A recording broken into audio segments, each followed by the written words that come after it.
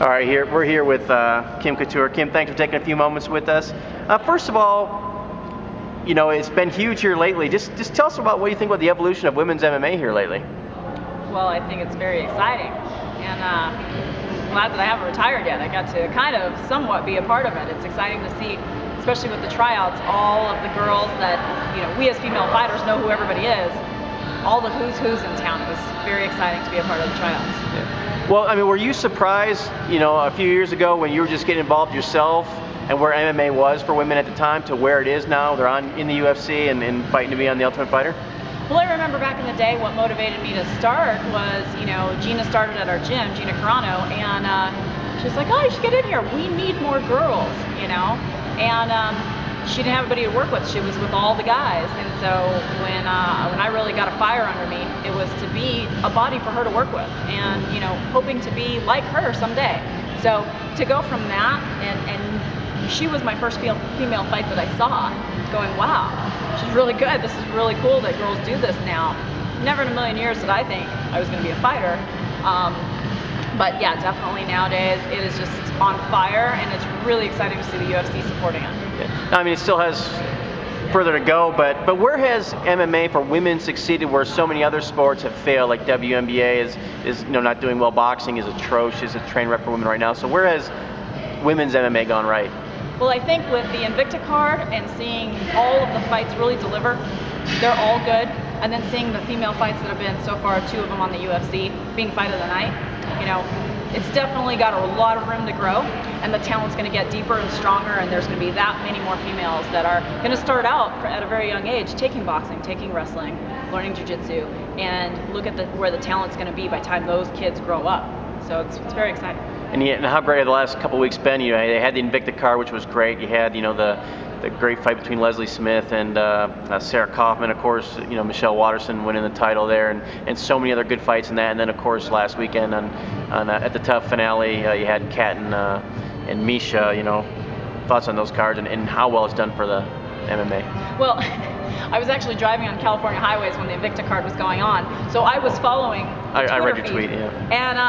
And I almost wrecked, and I was seriously thinking, okay, I need to pull over because this is getting good.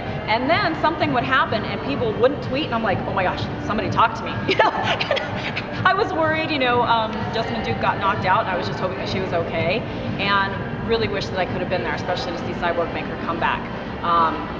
The fight on TUF the other day was amazing, and I think it just really shows what the girls are capable of.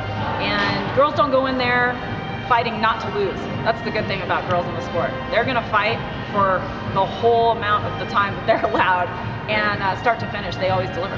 Real quickly on the overall card, it seemed to me like it was a great night of fights. However, I think if I'm Dana, I'm a little disappointed. Because I know, even though Kat's great, I know he wanted the Misha Ronda thing, I'm sure. And then, of course, Uriah Hall not winning had to have been disappointing for him. So do you think, even though the night was great, do you think maybe he was a little disappointed in some of the results? I don't think so at all.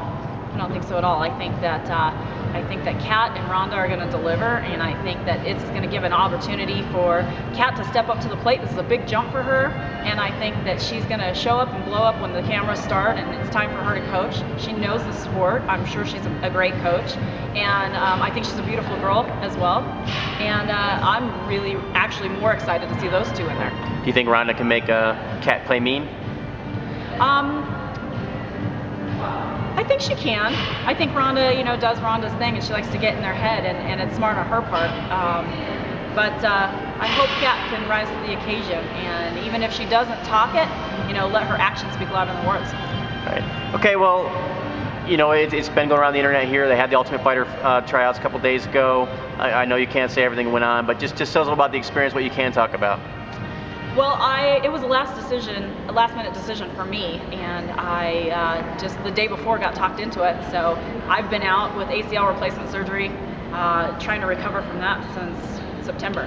So for me, just getting the opportunity to compete in the sport that I love so much, again, it was monumental for me. It was such a positive experience. Like I said, seeing all the who's who in there, and in the end, grappling the main event with Tara LaRosa. She's my good friend. She's my hero. I was watching her before I even started training in any of the disciplines.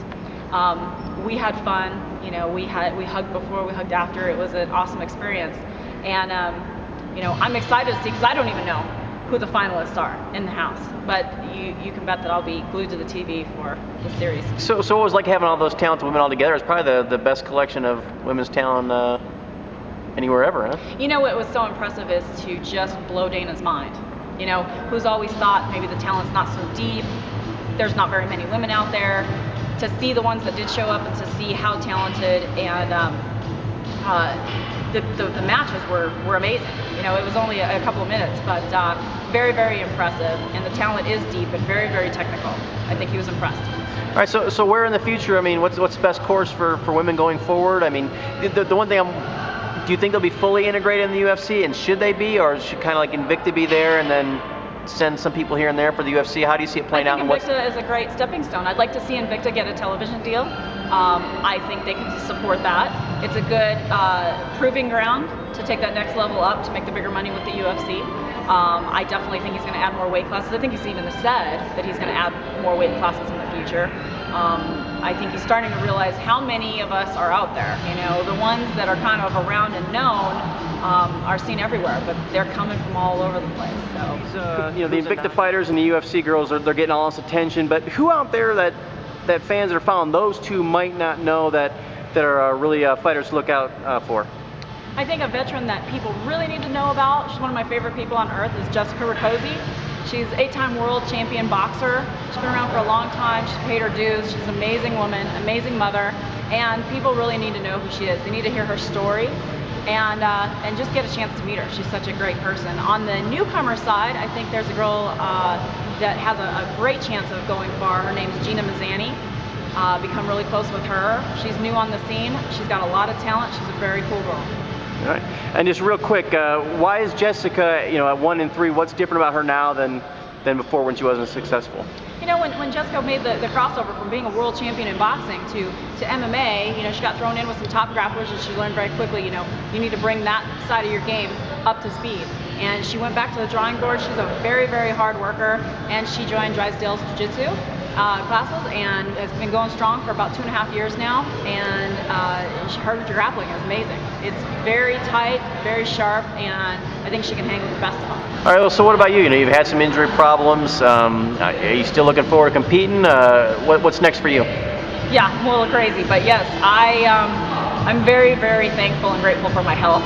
You know, you don't really appreciate every little thing until you lose it. You can't walk, and I was, you know, going through terrible rehab and didn't think I'd ever be able to do any sports again.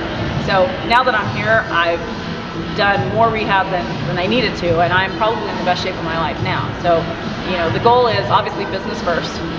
Setting up a new gym and got my hands full, but I would like to set up another fight and fix my record, build myself back up. I'm in a much better place now, and I'm really excited to be back in the gym environment, living here and training all day long.